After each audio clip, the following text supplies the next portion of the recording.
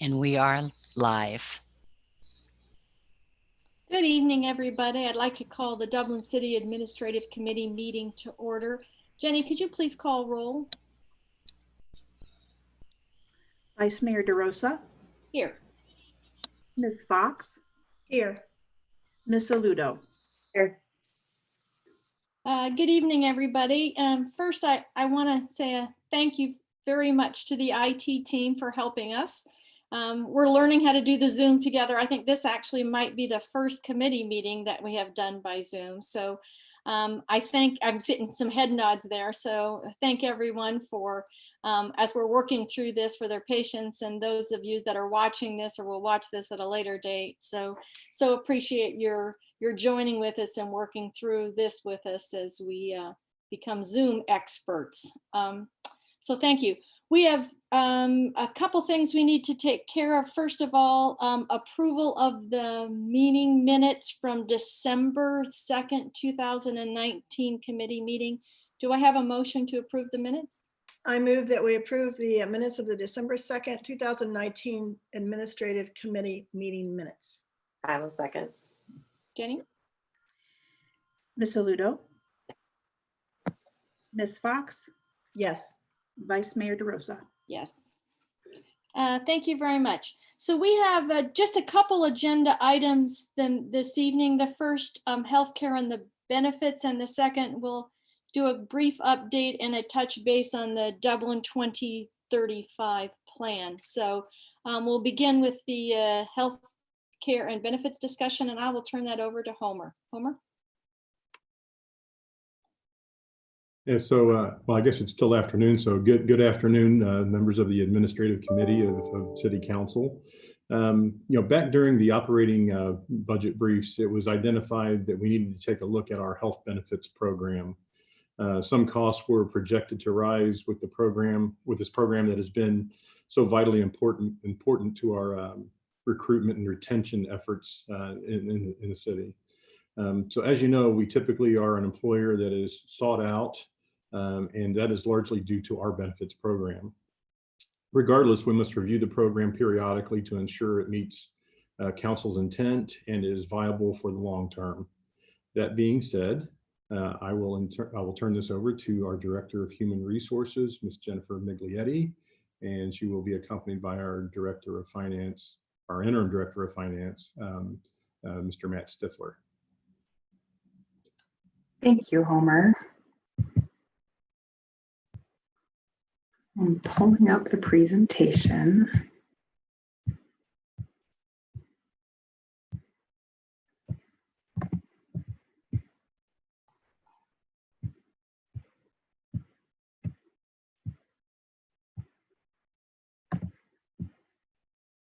All right. Good evening, members of the Administrative Committee. Thank you for being here tonight. Jennifer, we're looking at your notes instead of the slides. 1 second.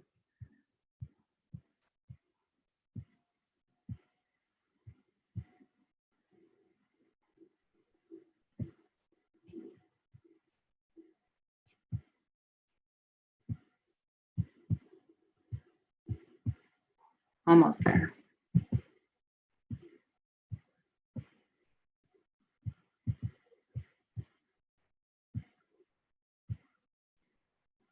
See the presentation?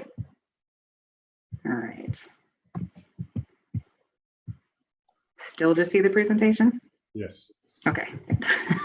Excellent. All right. Good evening, and thank you for being patient with me while I walked through that. So tonight we will begin our discussion of health benefits, and this discussion was proposed as part of the adoption of the 2020 operating budget. The purpose of these discussions will be to identify an appropriate plan of action with regards to the employee health benefits to incorporate into the 2021 operating budget. To present and answer any questions you may have on the information and materials presented here tonight, we have Homer Rogers, the Assistant City Manager and Chief Strategy and Innovation Officer, myself, Jennifer Miglietti, the Director of Human Resources, and Matthew Stifler, the Interim Director of Finance. The agenda tonight will focus on a recap of the 2020 operating budget discussion that began this process, as well as some information regarding the city's current healthcare plan and costs. At the conclusion of this presentation, the next steps include a discussion to assess your thoughts and guidance for our future review. During the 2020 operating budget discussion, this slide was presented to discuss the changes in benefit-related expenditures from 2019 to 2020. As you might recall, funding for the city's benefit program was budgeted at $16.8 million in 2020, which is a 14% increase over 2019. Slightly less than half of this increase is related to providing health insurance, OPERS, and Medicare to the 10 new funded full-time employees added in 2020. About 1.1 million of this increase is due to health insurance costs for current employees. This increase is being driven by a 16% increase in medical claim costs and a 49% increase in stop-loss premiums. Any questions yet? All right, I'll move on. The increase in health insurance expenditures was one of the noteworthy items discussed during the budget process. As a result of that process, it was determined that no changes to the city's health insurance program would occur for 2020, but that the program would be discussed prior to the 2021 operating budget. The city's health insurance is paid for from Fund 701, which is classified as an internal service fund.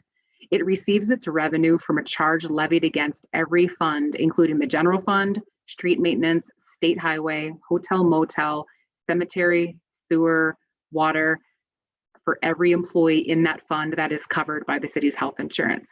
These revenues are deposited into the 701 fund, and all health insurance related charges for the city are then paid out of that 701 fund.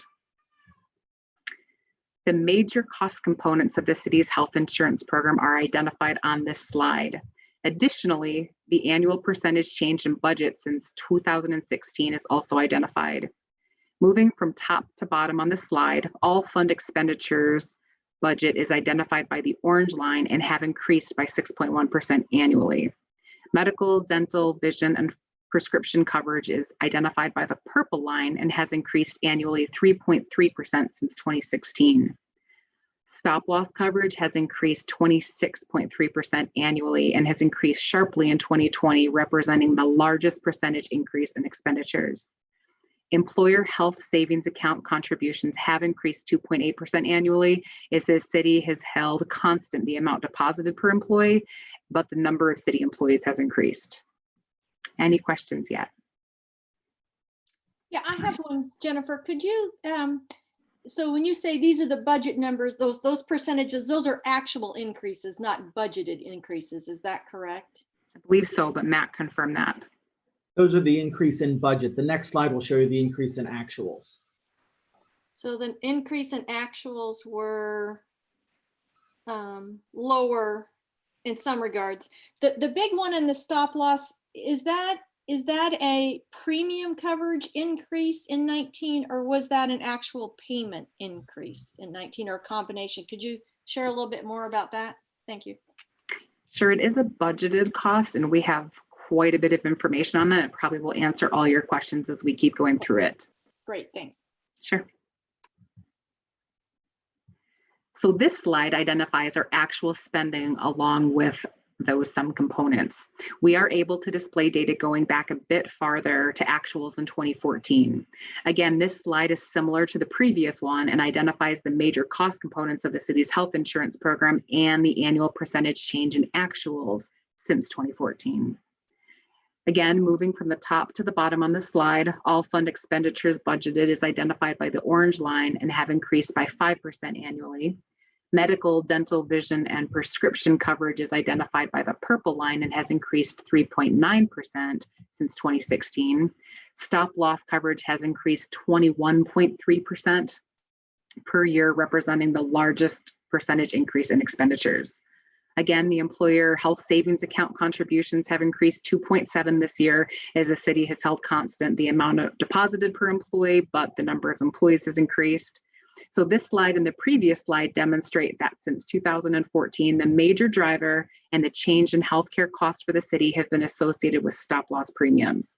And these losses will be explained as we continue throughout the presentation. Any questions there? I do. I'm looking at the budgeted expenditures and I'm looking at the actual expenditures. And it seems as if, even though our increases have happened, we've stayed well below our budget. Is that true? Yes. Matt? Yeah.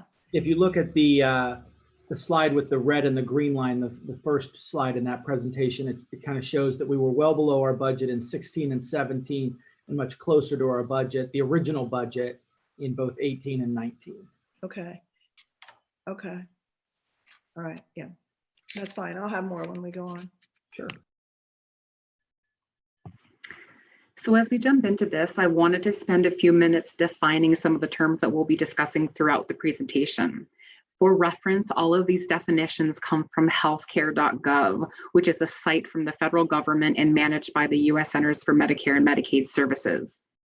So the first is stop-loss insurance. And stop-loss insurance is insurance that protects the city against large claims.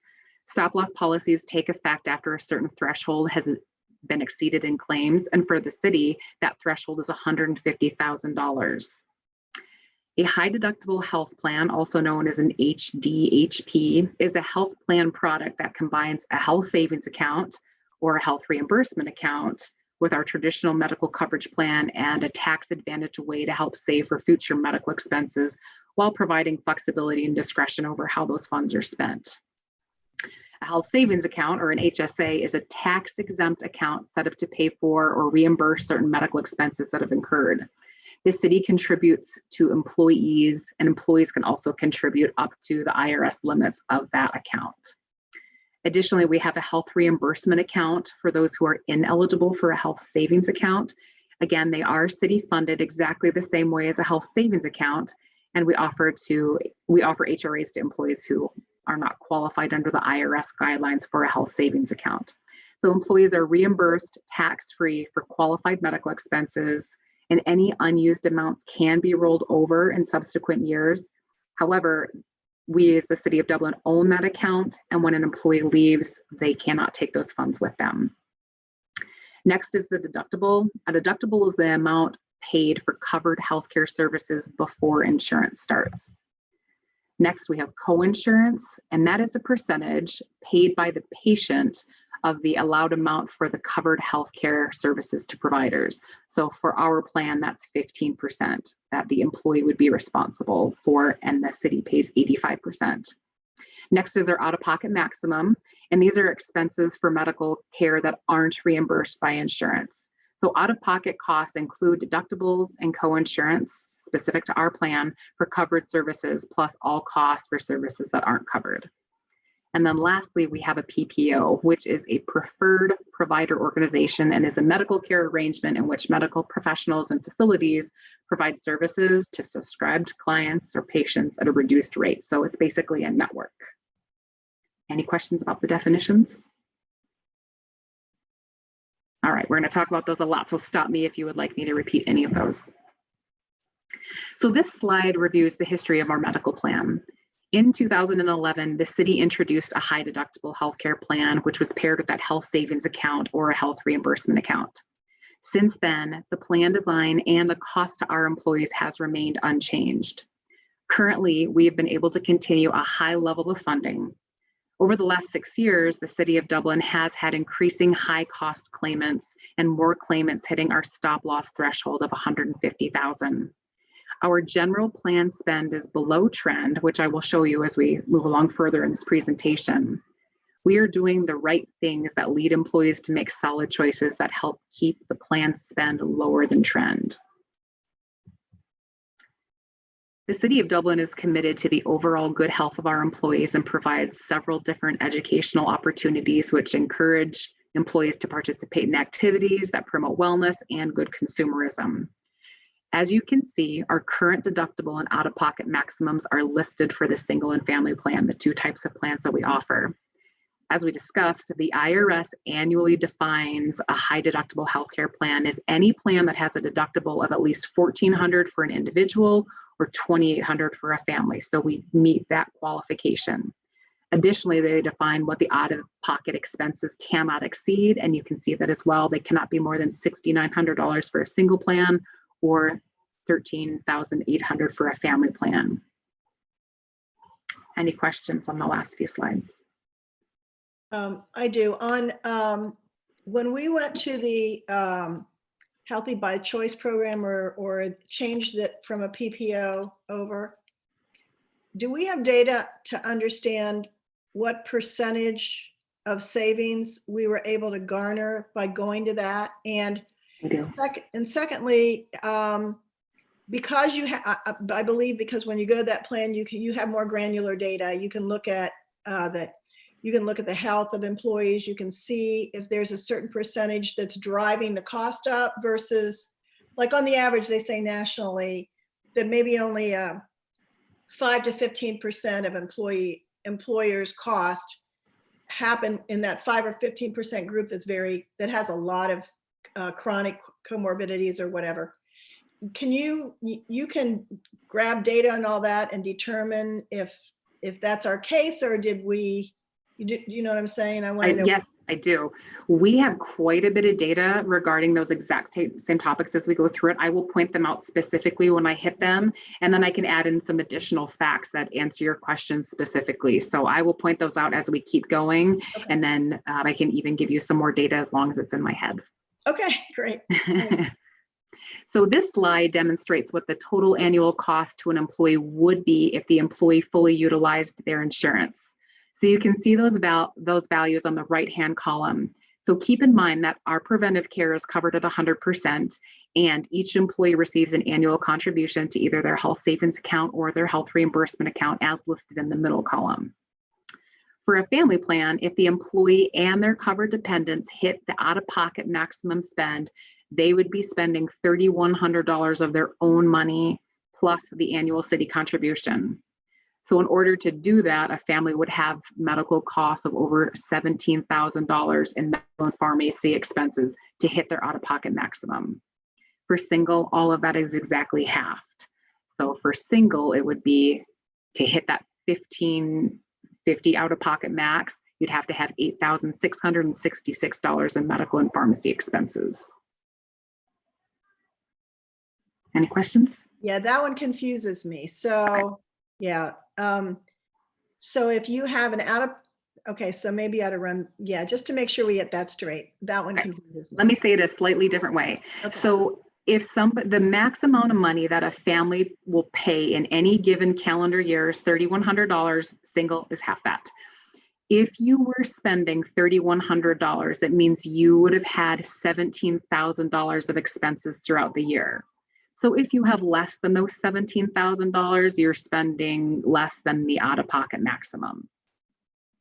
Does that help?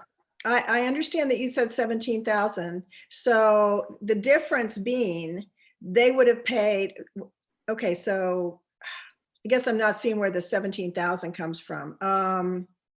It would be out of pocket, okay. There's $17,000 in medical claims. Right. And if they had that many claims, then we know that the employee would be paying $3,100 out of their own pocket, plus the $3,750 that the city contributed into their health savings account. And then the city would be paying the rest. And then the Jane- city pays the rest. Jane, Okay. I think it might be that it's 15% payment on some of those. Oh, okay. Is that Right, 15% yes. piece? Okay, I got you now. All right. I couldn't figure out where that was coming from. All right, thank you. Jennifer, I have a question. So I know some plans have single, then they have single plus spouse, and they have family. So this is a two bucket plan, I guess, how's that for fancy medical terminology? Why two versus more? What's the thinking there? Best practice. Because we are a self-funded plan, and because we're self-funded, breaking those down doesn't see any actualization and savings to the city. So we pay all the claims, whether you're a plan of a single plan or a family plan with just one dependent or 15 dependents. So all the costs are the same. So for an administrative perspective, it is easier to have a single plan and a family plan and administer it as such. So there's, for us, because we're self-funded, there's no additional savings to breaking that out. Thank you. You're welcome.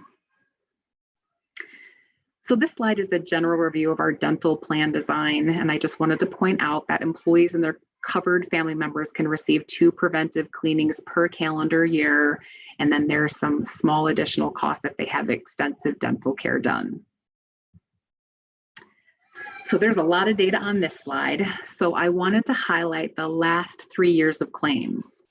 Because our high cost claims and our stop loss claims can't be predicted, you can see that we've exceeded our projected claims by over 19% in both 2017 and 2018. We closed out 2019 at 181% of our projections due to the highest stop loss claim the city has ever experienced. Sadly, our employee's child, who was that claim, passed away at the end of last year. And because of that, it means the claim will not reoccur in 2020. The spike in total claims in August of 2018 and 19 show that the claim volatility, which has led to our increased stop loss premiums in the last 2 years. Keep in mind, the claim history is the true cost of our claims prior to our stop loss reimbursements. So at this time, we only have 1 month worth of data for 2020, and that's just January.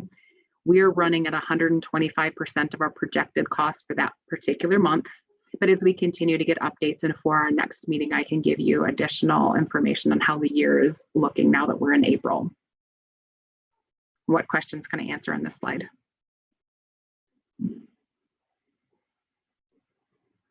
Are there ways to, well, maybe you'll get to this, to mitigate simple stop loss premiums?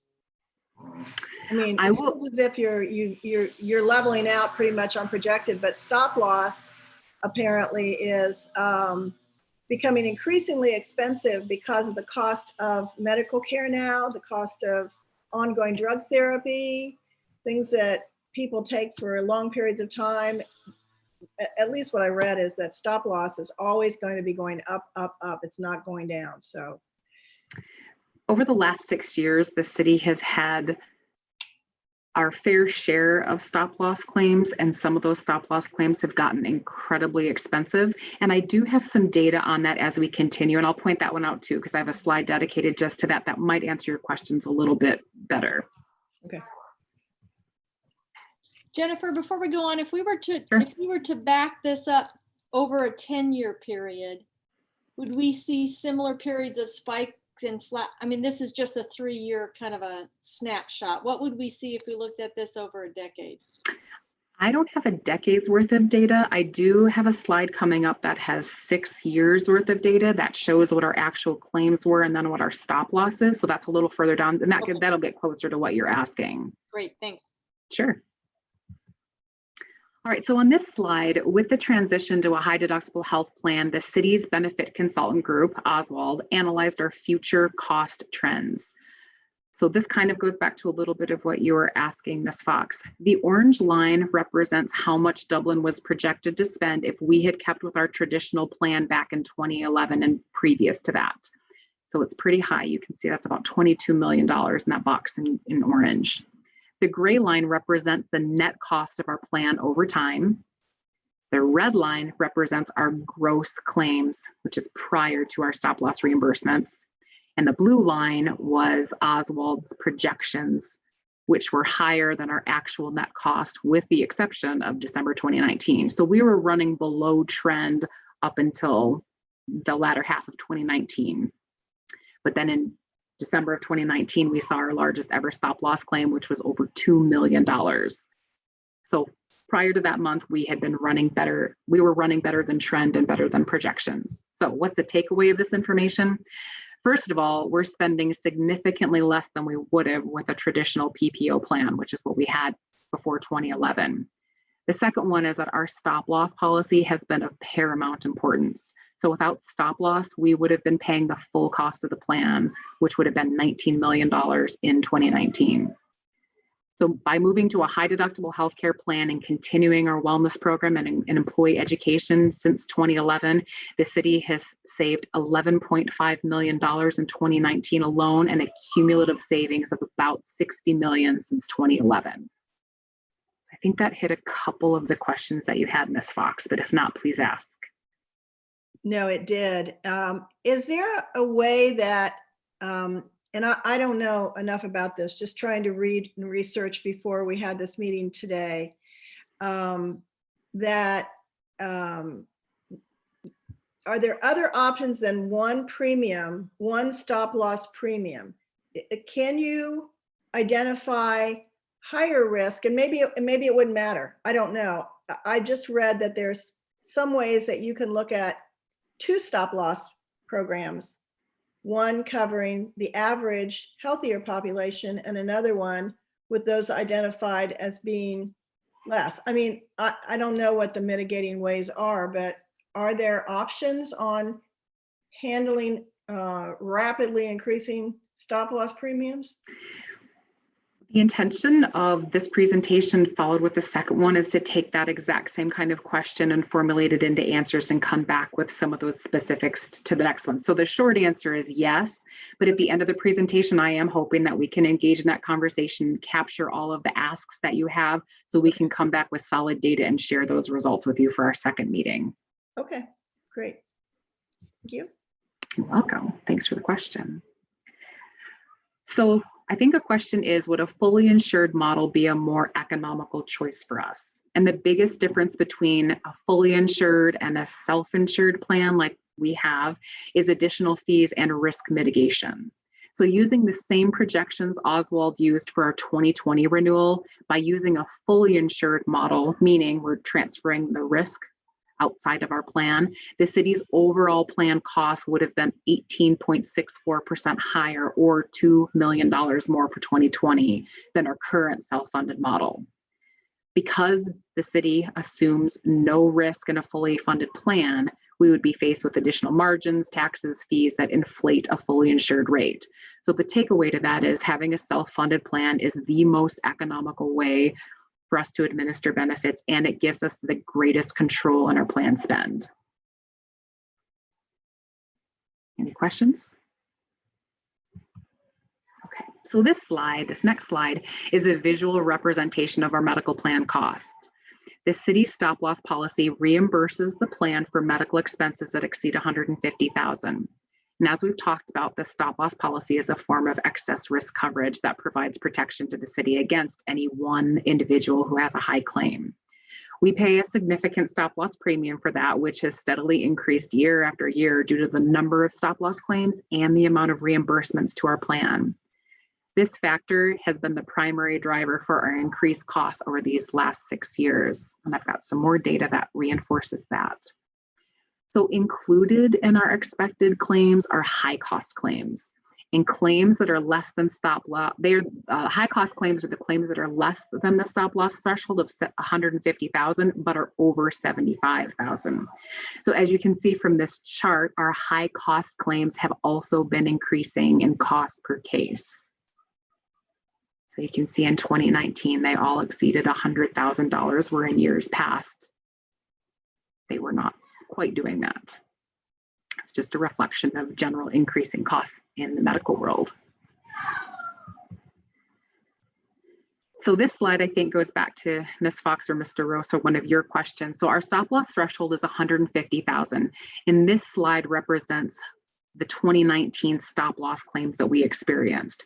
So all the amounts over 150,000 are paid through our stop loss carrier. So of the 5 claims that you see listed, 1 of them is a dependent child, 2 of them are employees, and 2 of them are spouses. Any questions?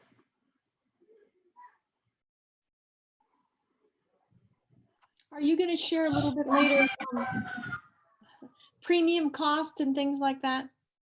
Or are we going to talk about that later? We can probably talk about that later. Okay, thank you. Or at least at the end, and we can kind of gather all that together. Great, thanks.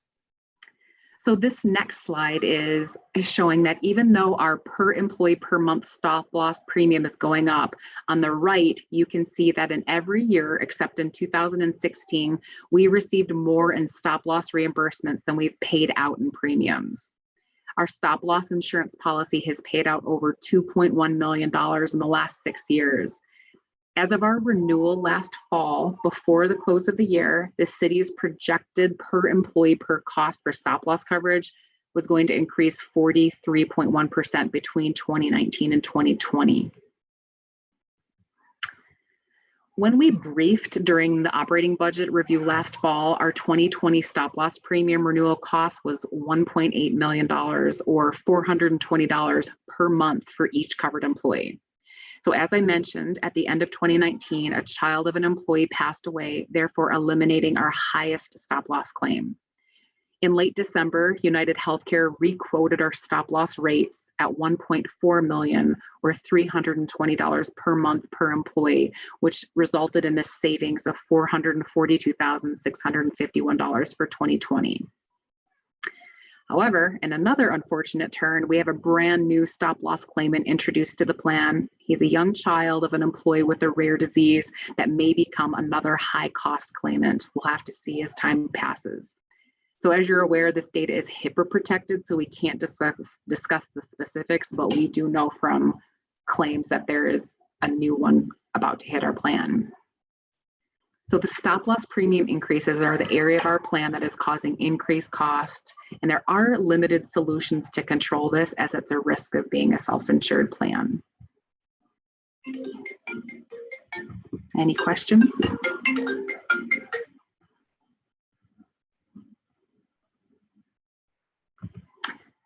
All right, so over the last 6 years, our per employee per year cost has increased nearly $4,000. This is nearly exclusively due to the stop loss premium increases.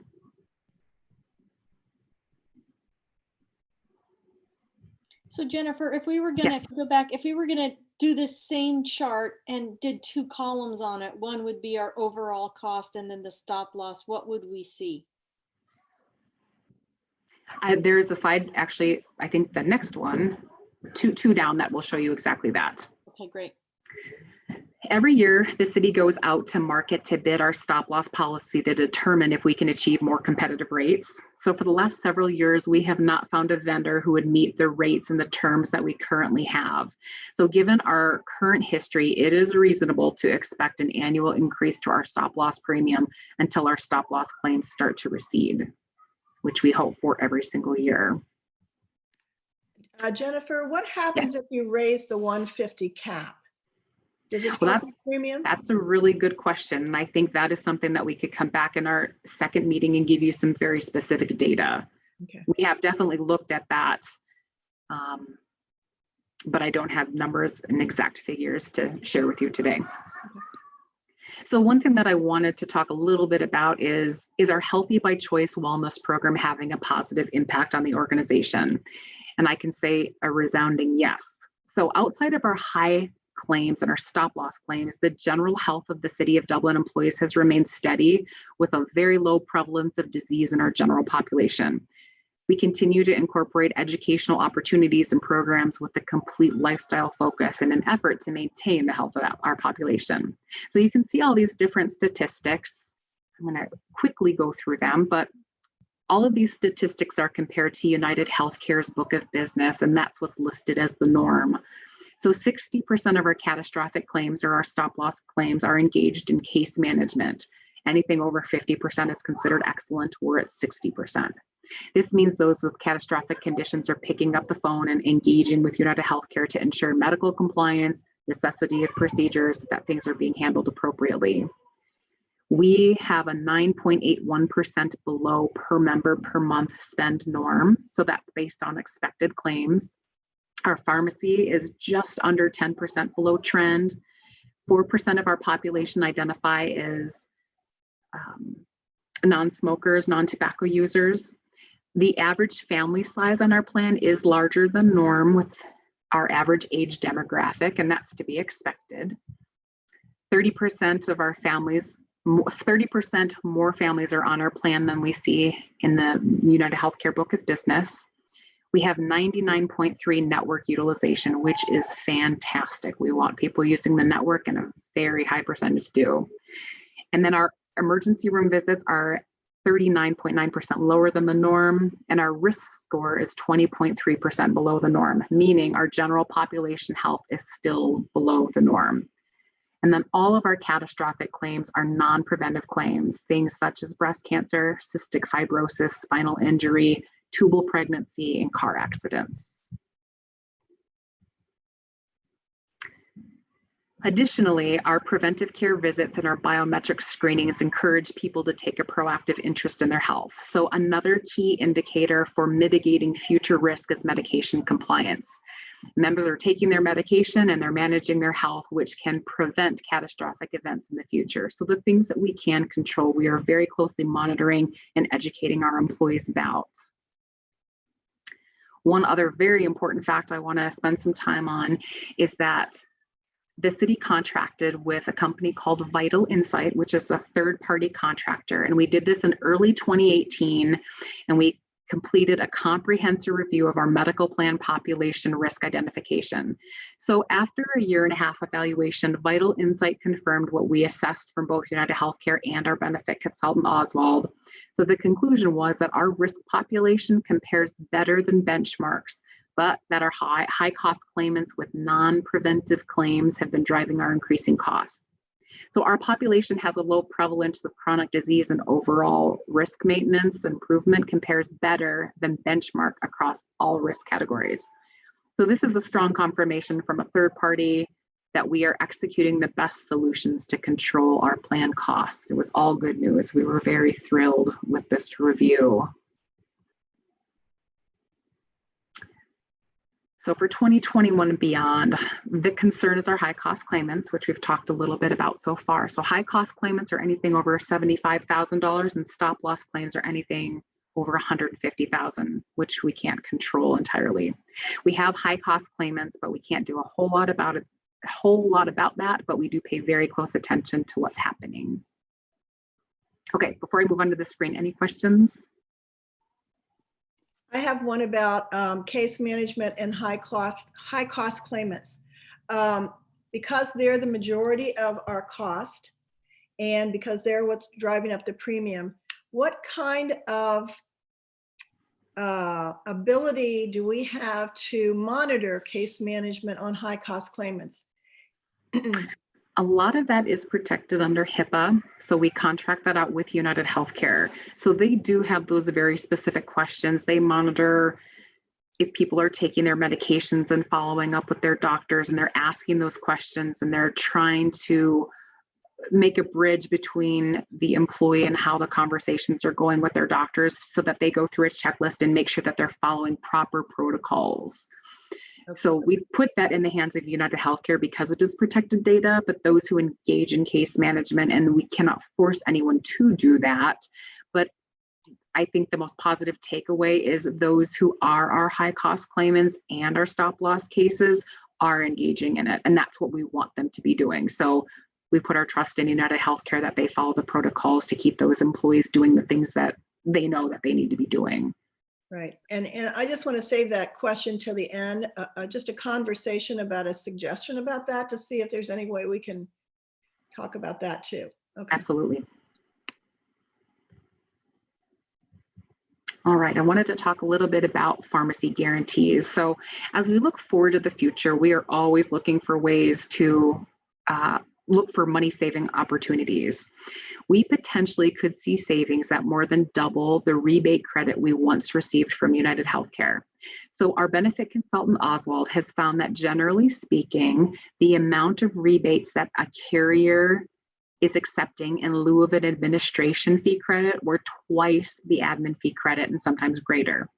For example, a company called Hamilton Parker realized $46,000 in rebates and had a $20,000 credit. Another company, Pittsburgh Glass, also realized more than double the savings of an administrative fee when they received the rebate share. So The rebate share is expected to offset expenses that we will be receiving from an unknown rebate at this point. So our administrative fee from United Healthcare increased from $24.07 to $42.05 per employee per month, for a total of $80,910 in 2020. If we realize the same savings for rebate share and double our admin fee of $80,900, that would potentially be $161,000 minus that increased admin fee. So we're spending $80,910 with the hope of receiving that back plus an additional $80,900. This is all speculative and it's dependent on our pharmacy spend. These reimbursements will begin in July. So the second half of the screen shows how we receive reimbursements for our pharmacy. So this year we're paying more in our admin fee to United Healthcare, but we are realizing a significant 80% of the pharmacy rebates that United Healthcare is given. And we hope that that's doubling what we're spending. Why are they doing that? It's part of the way that pharmacy administration happens. So there's two ways you can do it. You can get a pharmacy guarantee or a rebate share. And we previously used to take a reduced cost to our administrative fee. So that's a guaranteed cost. And then whatever the rebates were to pharmaceuticals, the third party carrier, so United Healthcare, would realize. But there is an option that we can see that savings. And we decided this year to actually capitalize on that. It's a bit of a risk. It really is just dependent on what pharmaceuticals are used and which of those brand names are used. And that's where we see the savings. So the hope is that we see a much greater savings than we are in the spending of an additional administrative fee or the increase of our administrative fee. And the rebate comes from the manufacturer. We're just realizing it. So it's what the manufacturer offers United Healthcare in the way of a rebate. And, And now the PBM, is that what they're doing? Right, In order to yes. do that, they're buying directly from the manufacturer. correct. Right.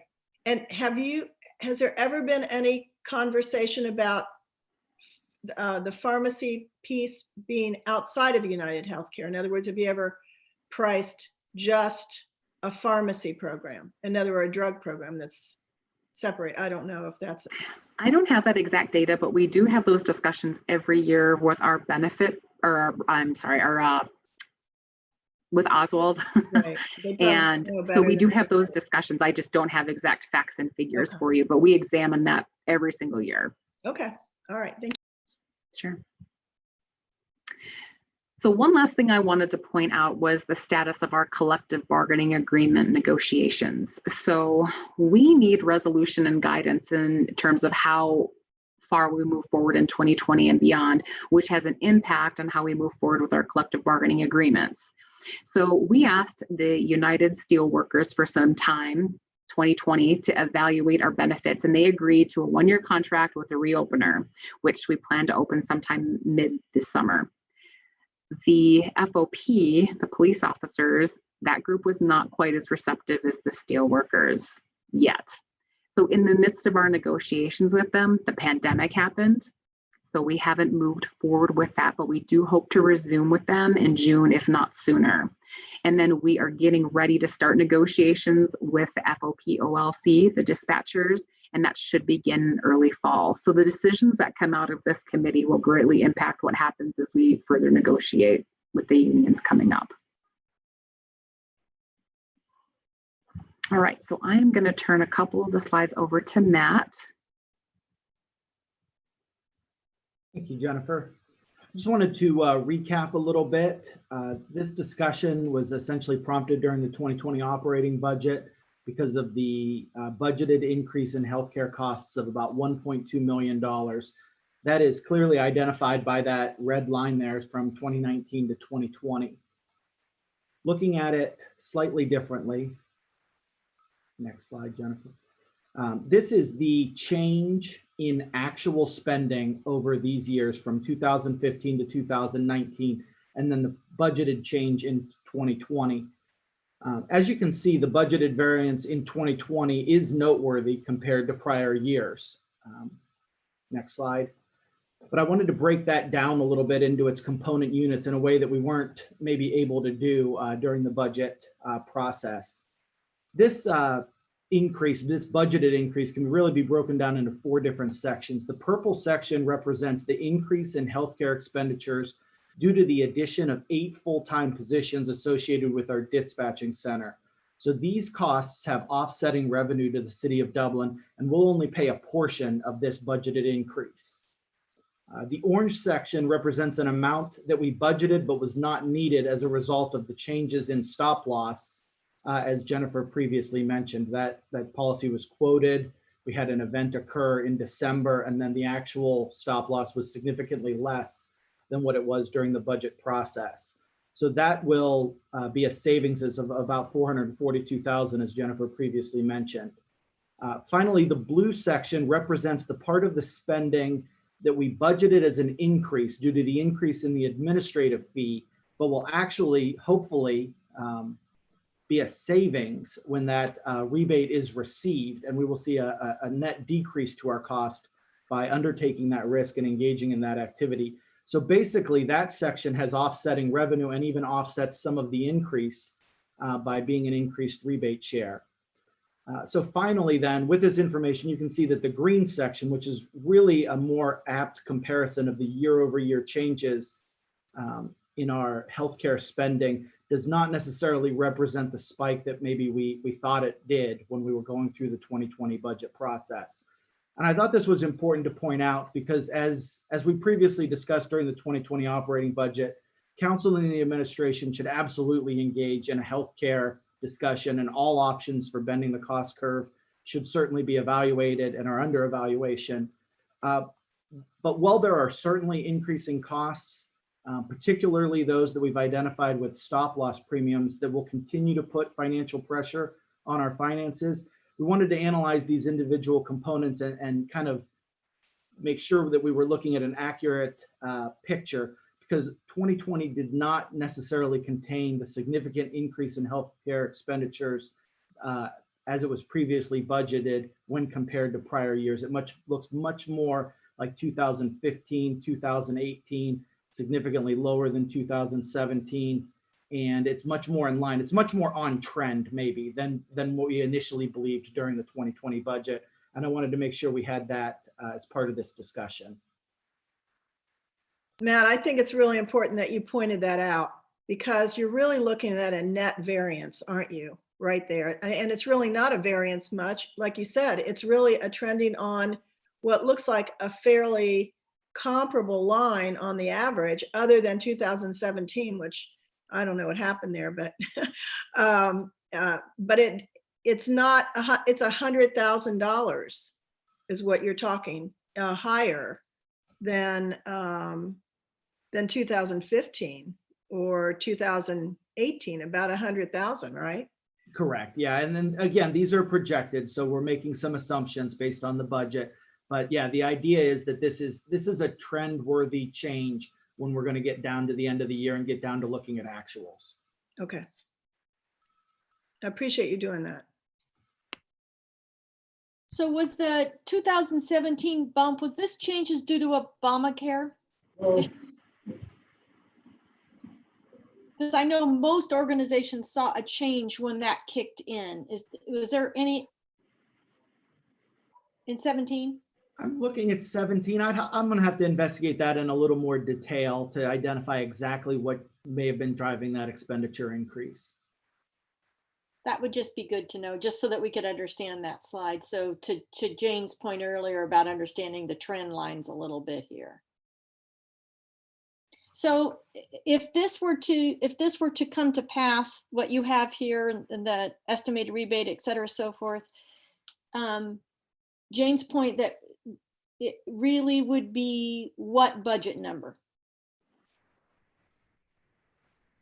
If we were reforecasting that budget now based on what you're seeing before here, Matt. The budget number would only change by that stop loss, that orange amount, that 442,000. I would not have budgeted for the individual that passed away in December, because that wouldn't have been part of our premium. So that information came post-budget.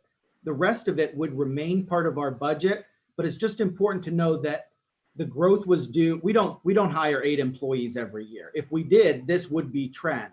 but the 8 employees that we hired were for the dispatch center and have offsetting revenue. So this is not something we do all the time. This is a one-time occurrence for a specific set of employees that have specific offsetting revenue. So we don't want to mix that in. If we hired 8 employees every year, then this is what that would look like. But it's important to understand that these employees have offsetting revenue. It's also important to know that this is the first year that we decided to take the risk of that prescription rebate. So instead of taking the fixed cost, we decided to take the risk and realize hopefully a 2-to-1 benefit on that administrative cost versus revenue. Now, when we budget, I have to budget for all expenditures. So on the budget side, it's going to show up as an expenditure, and you're not going to see that the revenue actually made it a winning situation, because that's only going to show up in the fund balance, which isn't something you're going to see. You're going to see the increase in expenditures. So all that I would have changed for budgeting is that $442,000 stop loss. But it's important to know that a lot of this, more so than average, has offsetting revenue associated with it. Yeah, I think that's important. So the 701 fund, does it have, is the policy, and please remind me, to carry forward fund balances, or do we just replenish it based on what we think we're going to need? It does have a fund balance. It has a fund balance of $3.2 million currently, which is about 50% of the, well, about a third now. I think we budget, the current budget is just under 9 million. So it has about a 30% fund balance as relative to expenditures. And we appropriated To this fund balance. So just when we agreed to the operating plan and to the budget. we appropriated $8.8 million in the original budget to this fund. Okay, so the 3.5 million is net of that 8. Just help me understand. Did we move it from the general fund, or did we not? No, this is an internal service fund. So we use slices from essentially every fund that has a city employee in it to fund this fund. And then all of the expenditures for healthcare are paid out of it. Okay, That's why it's important to maintain a buffer in this fund, because if we got into a situation where we didn't have fund balance, we would have to do a straight transfer from the general fund instead of properly appropriating that across all funds. So you do want to keep a little bit of buffer in the fund. so if we were to look at the fund balance year over year, is that fund balance of what, about 50%, or is that pretty normally where we keep it, or have we? The fund balance has been about 3.2 million since 2018. So it's been pretty flat funded. Revenues and expenditures have been well matched since then. I think there was a movement in 2016 and 2017 to increase the fund balance to build a little bit more cushion because of the unknown nature of healthcare costs. I mean, we are required obviously to budget every dollar, but we really don't know how much our healthcare spending might be at the beginning of the year. So we have to build in some buffer both into the appropriation and into the fund. Yeah, Matt, So Matt- I do remember that, being Angel's tactic at the time to increase that buffer a little bit, going into 17. So if we were to, I'm sorry, I got a little error message that popped up on my screen here, so it's all good. If we were to look at the health of the fund itself and the increase from 19 to 20, we're talking, as you mentioned earlier, about an ongoing good hard look at our benefits cost in a rising healthcare environment. But there is reason to say, and I'm asking the question here, that it is in good stead where we are today. Yes, absolutely. Thank you. Jane. So I have a question, Matt. At the end of the year, you mentioned that we have a buffer and it's about 30% of budgeted, but Is that what you try to maintain in there? Is that what you, did I understand that correctly? I don't know that there are any guidelines for an internal service fund balance. I mean, we have a general fund policy and the GFOA has been pretty clear on that. Guidelines for fund balance for other types of funds, I think are more rare. I think this buffer is a pretty good one. I don't feel like it's excessive and I'm not concerned that it's too low. Okay. And state or federal doesn't mandate that when an employer over so many employees maintains a health insurance policy for its employees, doesn't maintain that you have X amount of money in reserve to be able to guarantee payment of that, do they? I'm not Unlike- aware of any requirement. Okay, so it's really up to the responsibility of every city to make sure that they have plenty to take care of their health coverage. Is that what you're saying? I believe so. Okay. All right. So Matt, if for some reason we were to exceed the amount in the 701 fund, that would be an appropriation that you'd need to make from the general fund, right? Correct. So I thought, thanks. Yeah, we would have to bring a transfer forward before council. Same as several of our others, right? I just brought a transfer forward for the accrued leave fund. It's essentially the same thing. It's an internal, it's slightly different, but the idea behind it is the same.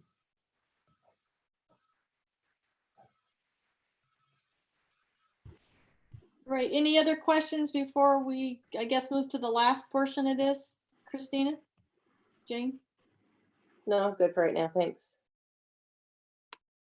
All right, so I think this is my final slide, but I just wanted to give you some final thoughts and talk about the next steps. So the main takeaways are this: the city has managed a cost-effective program compared to a traditionally fully funded program. We've performed very well and have saved $2 million in 2019. Based on analysis from Vital Insight, that third-party company that came in and looked at our plan, our program is working very well and is working as it's intended. The costs of the general plan spend are below trend. However, stop loss costs in more recent years are negatively impacting the savings this program has historically provided. We've experienced more significant increases due to these stop loss claims, and we need to focus on this in our future discussions. So for our next steps, staff can provide some additional thoughts and options based on some of the discussion that we've already had and any further discussion we want to engage in. And we are asking for you to give us your thoughts and guidance for next steps as well, and see if there's anything else that you would like us to look at and review as possible options. Kathy, you mind if I hop in? Please. Super. Thanks, Jennifer and Homer. First of all, I think your numbers are actually pretty astonishingly good compared to some other numbers that I've seen out there in the health insurance world. I'm really glad that you're going to try out the prescription rebate program. I do think it's going to realize us some benefits, and even a small benefit is a better benefit than no benefit. So there are definitely some thoughts out there about doing some tiered pricing in terms of what you quote unquote charge your employees for their health insurance, so that those who make more are shouldering a little bit more of the burden. I didn't know if that was something that staff had considered doing.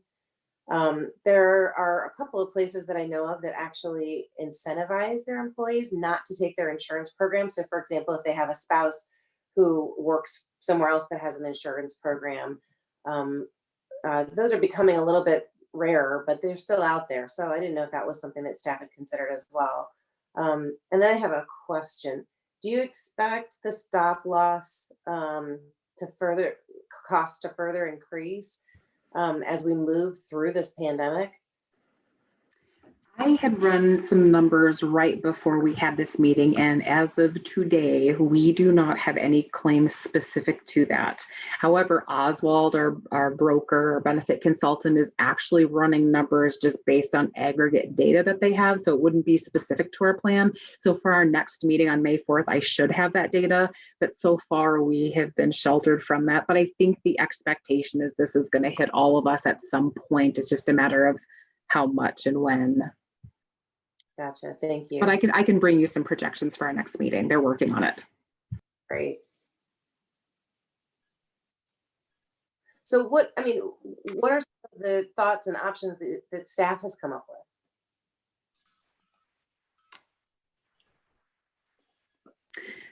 We have several in mind, and I think that's what we were hoping to share at our next meeting on May 4th, contingent on whatever additional information you wanted to give us. So we don't have anything prepared for tonight to share on that specifically, but we have gathered data so that in addition to your request, we can share with you some of the things that we have looked into, and some of the things that you mentioned are things that we will be hitting on.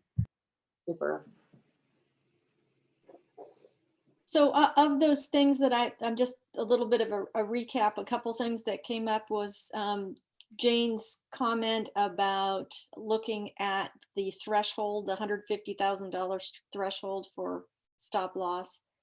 The question is there, and I'll use the phrase, are there different tranches of coverage and stop loss that you could do with different premiums? So 150 is one, something else at a different level, et cetera, are those kind of options.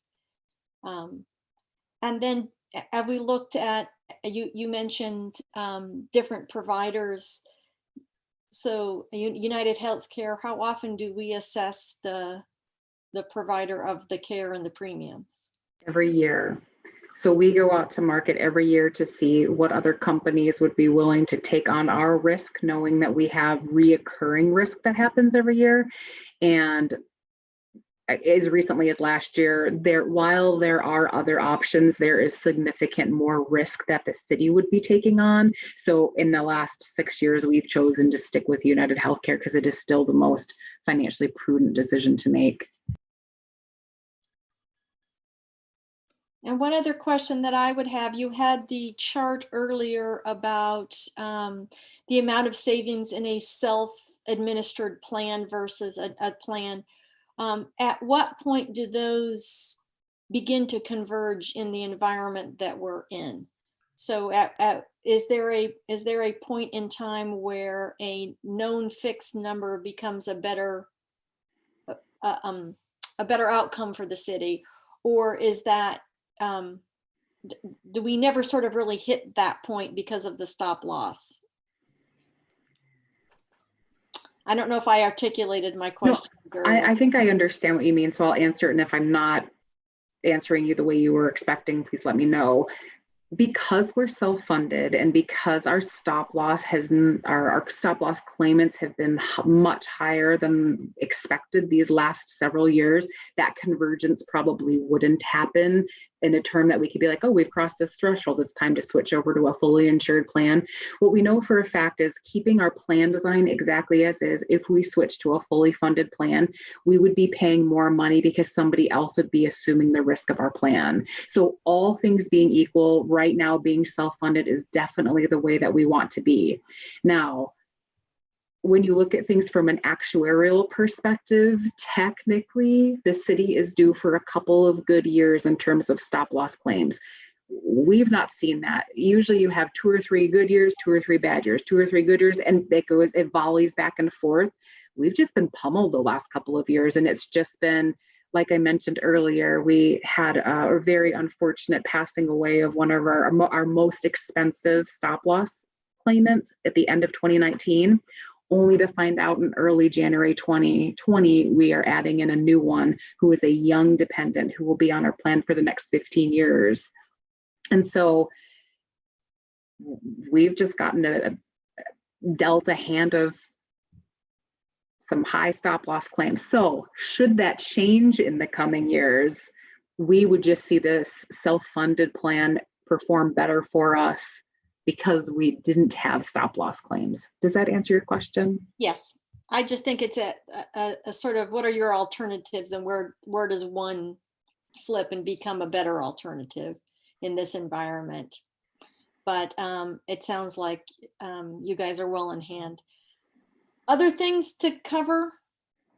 Yeah, Kathy. So I was going to ask Jennifer, what about the effect of telemedicine? So if the world is truly going to be changing because of this pandemic and more appointments that don't require doctors laying hands on patients, I mean, shoot, over the last 3 weeks, I think I've had 3 telemedicine appointments myself. And these are done remotely. Is there cost savings there? Like, I don't know how they bill those. Do they bill those differently?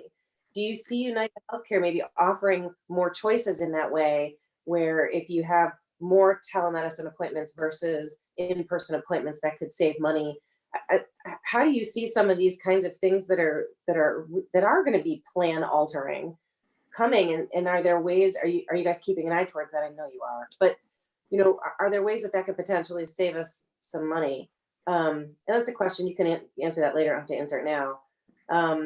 And then I know that there are certain things that we cannot predict, and a lot of those are some of those high claimants, for example, car accidents or other health things that just aren't predictable because they're not based upon somebody's pre-existing conditions.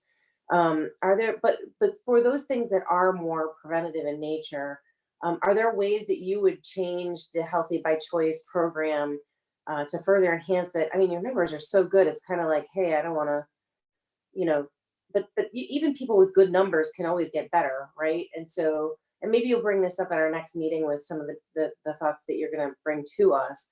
So you don't have to answer this now either, but just curious as to what some of your thoughts would be on how to improve even further with Healthy by Choice, so that folks are doing the things that they need to be doing to stay healthy. And if I could just circle back to the Vital Insight evaluation that we did, I totally agree that, just because something's good doesn't mean it can't always be better. That certainly is something that we want to continue looking at. In terms of how our general plan spend is going, because it is going really well, we have tried to narrow down all of the areas that are in the general book of business areas of concern. And we, over the years, have tackled each one of those. For example, we have done major pushes on our ER visits and really tried to drive people away from going to the ER and either utilizing teledocs or going to their actual primary care physician or going into urgent care. Additionally, there is a weekly phone call that United Healthcare is holding right now, and they're talking about all the issues that you mentioned in terms of how is healthcare going to change in the future? Because I think it's unknown to everybody, but the assumption is, while we've been through this, we see how it's acting, we have to change for the future. And so United Healthcare right now is looking at different ways to go moving forward after this crisis is over. For us, because we have such excellent network utilization and because we have low ER utilization, I think that while we could definitely see some savings if we continue on this path of telemedicine, that will happen. I don't know if it will be huge savings because those are pretty controlled expenses already. But again, like you said, there's always things that you can tweak to continue to make it better. Well, I think also for telemedicine, and I experienced this myself, this has to be part of it, I think, is the savings in employee time from not being at work, right? Because you don't have to travel half an hour to get to your doctor. So your productivity is up because you're spending, and I'll tell you, my appointments happened on time. I got to actually spend more time with my doctor on telemedicine than I would have if I had been in the office, because they weren't rushed because everything starts on time. And I didn't have any travel time issues, right? Because I was right where I needed to be, which was in front of my computer screen. So I think those are some of the other things that you might want to consider measuring as you think about the impact of telemedicine, is time not spent away from work, right? And things of that nature. So there's more to it than just the actual cost of the appointments themselves. One of the things that, and Jennifer hasn't mentioned it yet in this regard, in terms of our Healthy by Choice program, is a program we all just went through, and you've heard me talk about it already, the CHIP program. Now, unfortunately, as we got toward the end of the program, this whole thing with the pandemic hit, and we had to cancel our last couple of sessions, and we weren't able to do our final, metrics, at the end of it. But I can tell you that the people, there was about 26 of us or so, I think it was, Jennifer. There was a significant amount of weight loss across the group that went through this pilot. I can tell you, me personally, I've dropped off one of my diabetes medications. So this is something that we're also looking at, that we may be able to incorporate into our Healthy by Choice program, in 2021, going forward. That a little bit of investment in that, and if we can get people to invest in the program themselves in terms of time and dedication to it, we may end up seeing some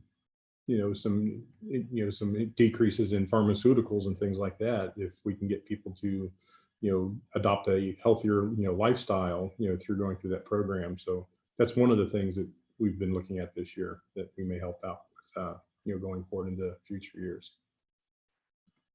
I'd like to add to that, Christina. I absolutely agree with you. You must have been peeking at my notes, because that is really important. Jennifer, that you said that we maybe not be able to capture an enormous savings because we're doing so well, but a couple of things. Historically, we've captured much better health among our employees, which is actually the champion award anyway, right? You want to make sure everybody's healthier. But I agree with what Homer said. I think your experience of actually being involved in pilot programs, and I think back when you initiated the Healthy by Choice and people were using a plant-based diet, and it was more one-on-one, more personal in its effort to get people engaged. And in my own experience since being on council, and I know that we're not as engaged as the employees are, but it seems very web-based to me. Much of it seems to be very internet-based. And I wonder if, as you talk about some ways that we can improve health, and like Homer said, maybe you're reducing medication use, reducing trips to the doctor, just case management trips, maybe because you're healthier. Maybe we should be looking at ways that we can increase one-on-one personal contact. I saw some of the suggestions where, like, maybe we have a 24-hour nurse call line, which I'm sure United Health has, or maybe we have a medical professional once a week come to the city and answer questions, so that you maybe don't have so many office visits, because many questions are just simple questions. Or maybe you have a dietitian that you would meet with so that you can do this pilot program and more people can be involved. I'm just suggesting maybe more of a one-on-one kind of approach, where you can actually get the information you need right here locally at the city. So that's just one thought. And then obviously about the stop loss, what the premium change does. And I was just kind of in the research trying to understand what stop loss was, noticing that there are quite a few other employees who are having the same problem. And they call this lasering contracts, where they actually target the individual that's causing you the increasing cost. They laser them and then they penalize you for having them. Is that kind of the way it works? So lasering, a good example of that would be the highest cost claimant that we had last year. We did have an opportunity to laser that person off our plan when we were going through renewals back in 2018. What that means is we would have absorbed all of the risk of that person. At the end of 19, that cost was $2 million. Because we chose not to laser them, yes, our stop loss premiums went up, but of that it was $2,300,000. The city only paid $150 of that. So when you laser an individual high claimant off your plan, a lot of times what they do is they either set a really high cap before you would hit that stop loss premium. You're absorbing all of that risk. So instead of absorbing the risk, we absorbed an increase in premium, which in this particular situation certainly benefited the city. It's a gamble. You really never know. And lasering can be an option. And it is one that we have looked at year after year, because there are a couple of claims that we anticipate reoccurring. So it's got some pros and cons to it. Okay. Well, so I kind of had that a little bit backwards. I didn't realize that lasering meant that you actually then end up paying for that one highly expensive person. Okay, the other question I had for you is about case management. And I bring this up because we recently had very serious illness in our family, which was covered by a family member's insurance. But what I noticed was an enormous amount of waste in the way, in the management of that person. And I think about, when I say waste, I think, we ended up throwing away lots and lots of medical supplies, and there's waste in every situation, right? And I know that you say that United Healthcare looks over these things, but I wonder on these really expensive stop loss things, and I don't know how much control there is with United Healthcare in the conversation. to do a review on understanding that the case is being managed the most efficiently, the best for the patient, in a way that they're not running back and forth and incurring enormous amounts of cost. I don't think that we can do anything per case basis, but I just wonder if that conversation isn't worthy of United Healthcare and ourselves in saying, you've given us ways to keep our employees healthier by using the systems and the wellness programs. Is there a way that we can look at and maybe kind of creatively find ways to control these high cost case management problems? Because they're only going to get more expensive. Even I was amazed yesterday when I heard that a COVID-19 cost for the test is $120 a person for an in-home test. That's a crazy amount of money. And I'm just wondering if that conversation isn't worthy. Just a thought. Yeah, definitely. I've taken good notes on that, so thank you. All right. If I may interrupt a moment, Sure. if you would pull down the presentation so that the members can communicate directly without the presentation up. Thank you.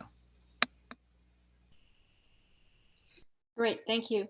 So Jennifer, the plan then for our next committee meeting is that you'll bring back certainly answers to these questions, but then also a set of recommendations and ideas for discussion. Is that the? Yes. Great. And then from there, committee members, I think the plan is, because this is such an important topic, that we'll have some discussion, and then the thought is that we'll bring that discussion to full council, either as a part of a council meeting or as a work session. And I guess that will be TBD as we move forward. But Jennifer and Matt and Homer, thank you. That was terrific. That was an enormous amount of work that you guys put into doing that. And Jennifer and Matt, incredibly well presented. So in a difficult environment, no less. But thank you for doing that, because it is so important. And as you mentioned, Homer, coming into this, it really is wonderful. One of the most wonderful benefits in the city offers is not only a terrific plan, but as the discussion and as my colleagues mentioned tonight about what you're doing to continue to pilot things and help us stay healthy and do the things that we're going to need to do, certainly moving forward. So thank you very much for that. Thank you. I will say that, I thank you for recognizing that. I mean, it is, Dublin certainly does set the standard. We are, what Oswald would call it is a magnet program. We attract people to the city, and it's largely because of our benefits program. I will also tell you that when it comes to bargaining with the unions, it puts us in a very good position, with them as well.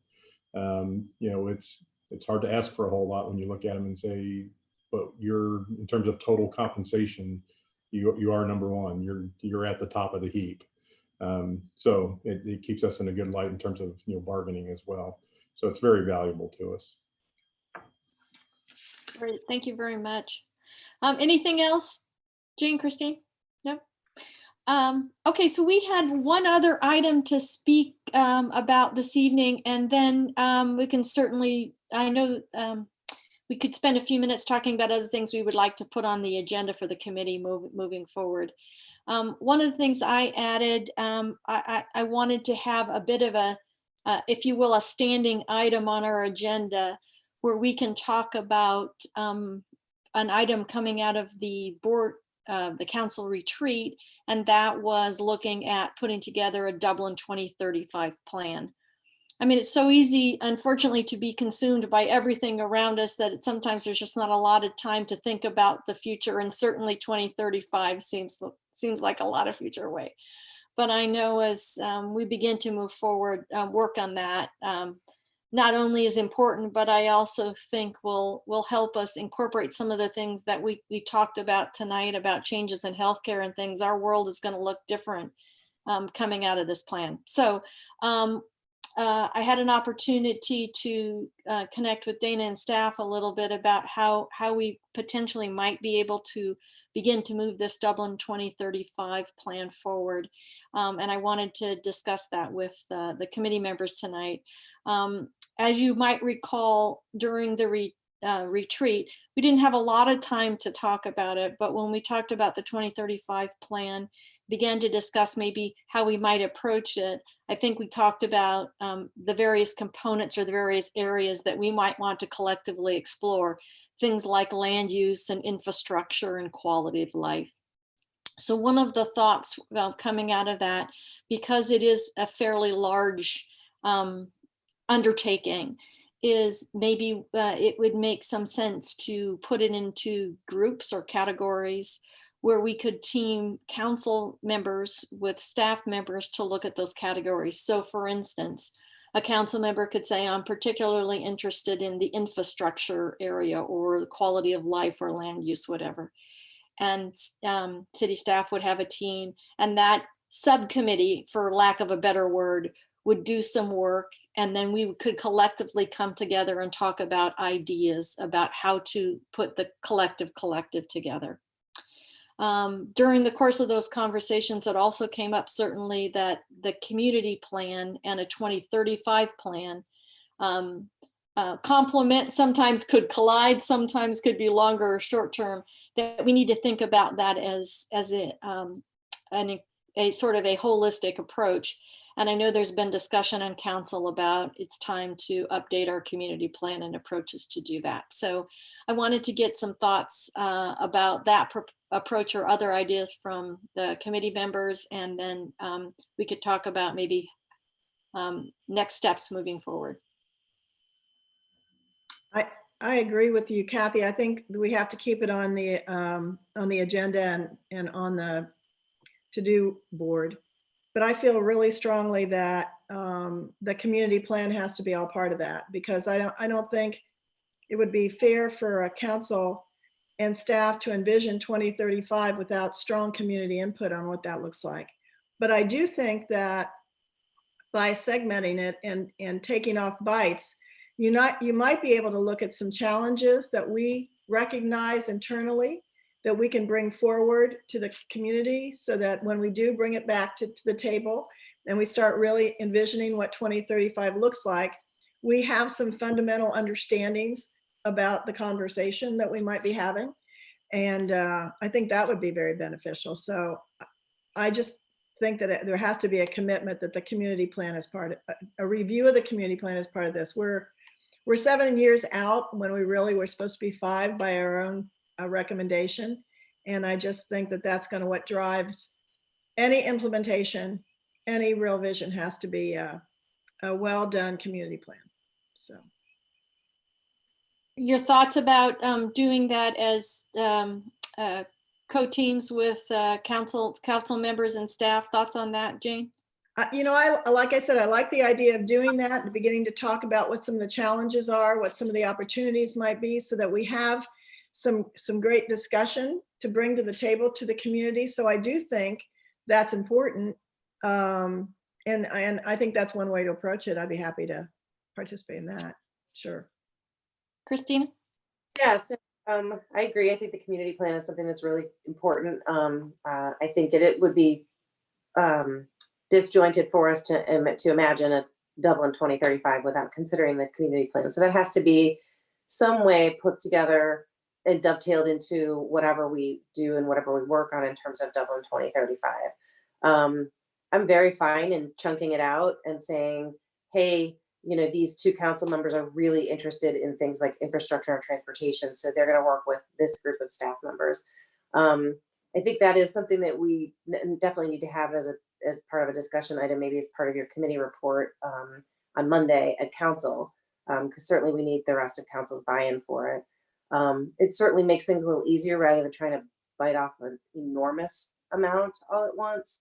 And it allows things to progress in a way that I think is a little bit more organic, which is something that we want, right? We want to find the solutions to the questions that we're asking, but we don't want to do it in a way that's like, oh my gosh, we've got to hit this date, right? It needs to be done in a way that actually will resolve whatever it is we're seeking. And I think working in smaller teams is a great way to be able to do that, and then coming back together and bringing those pieces together again. So I'm very fine with that. I would be very interested to hear what the remaining 4 council members' thoughts are about that approach. I Great. think there should be some objectives to it, Kathy. I don't think that we Yep. should go out and try to solve and envision 2035, but whatever those chunks are, if there's some objectives, do we come up with a list of challenges or questions, or do we, what is the objective of doing that with staff so that we're just not taking on the full responsibility of looking for a 2035 vision? Because I don't really think that's our role, but I do think that there is a role here to ask questions that might be pertinent to bring to the community, whatever I think we have to develop objectives around it though. Yeah, I agree with objectives. I actually do think it's our job to be doing visioning with, but as you say, though, it's got to be based on community input, right? The community is to give us the information, we pull that together in that vision. I do think that is our role. So, but you can't come up with a vision if you don't even understand what it is you're trying to solve or what it is you're trying to get towards. So I think that's what I meant. I think you said it very well by objectives, right? Or, what are the specific strategies that we want to look towards? However you want to put that, but yeah, I don't want to just dive into a pool and have no direction of where to go, where the edge is. Yeah, I agree with you there. So thinking about that, should council agree that that's a good way forward? Certainly one of the first steps would say, let's just take infrastructure as an example. What are those questions? What are the things we should look at, et cetera, so forth? And it wouldn't, in sort of the conversations had with Dana, it certainly wouldn't be that council would necessarily be involved in every single discussion or activity, but from that to your very point about setting an objective and engaging, and those are exactly the types of things. The thought of how would we tackle Dublin 2035 and as a holistic thing, that's a bit of a challenge. So finding some way to put it into pieces and parts, and then to be sure that we have a balanced discussion, if you will, and moving forward. So if that makes sense to the committee, we'll bring that forward for discussion on Monday evening, and then leave that as a standing line item so that there is a committee, being this committee, that makes sure we continue to move that forward. Make sense? It does. Seeing does. So other items, I'll make one comment that coming out of the retreat, we had a couple of retreat items that we didn't have chance to finish at the retreat. One of those was a communication discussion, which I think dovetails into a code of conduct discussion, which was an outstanding item from the committee before. I think perhaps that type of a discussion really lends itself to another type of a mini retreat or a retreat 2.0 discussion, which we had scheduled, as you recalled, for early April and had to postpone. But doing that face-to-face, just because of the number of folks that are involved in that between staff and council, the thought is that we would potentially move that to a point when we can meet again face-to-face. So thoughts on that? That makes sense to me. I think it would be difficult to try to do that remotely. I hopefully we can do that as the summer wears on. We'll have to see what the governor and Dr. Acton tell us are there things that they're going to have us doing or not doing. Right. There'll be some, go ahead, sorry. No, I was just going to say, I think it's really important that we do it. It's more important now that we do it because we're finding that we're having to learn how to communicate in lots of different ways that we never did before. So it would be really nice to have that conversation about the ways council and communicates not only with staff, with each other, with the public, because I think after this pandemic, communication, it becomes the essence of life. And so we better be pretty good at it and know how we're going to do it appropriately and wisely and efficiently, and with the idea that people know we're still around. So caring about them. So I think it's important. And I don't know about you guys, but I find myself getting so excited to see somebody's face on the Zoom, right? That you sort of take for granted that you get a chance to, I'm seeing Matt smiling. I'm happy to see your face, Matt, yeah. So it's just nice to have an opportunity to be with your colleagues, and to your point, you really realize that, so wonderful. other items that we want to add to future agenda meetings at this point? Could I be so bold as to suggest one? Yes, sir. So back in November, we had given a memorandum to council in regards to the Human Rights Campaign, their Municipality Equality Index. They have, sent us a notice to remind us that, Dublin will be, on that index again, this year. And they are going to be sending out a draft of what the scorecard will look like, probably in June. And then we'll have an opportunity to respond to that.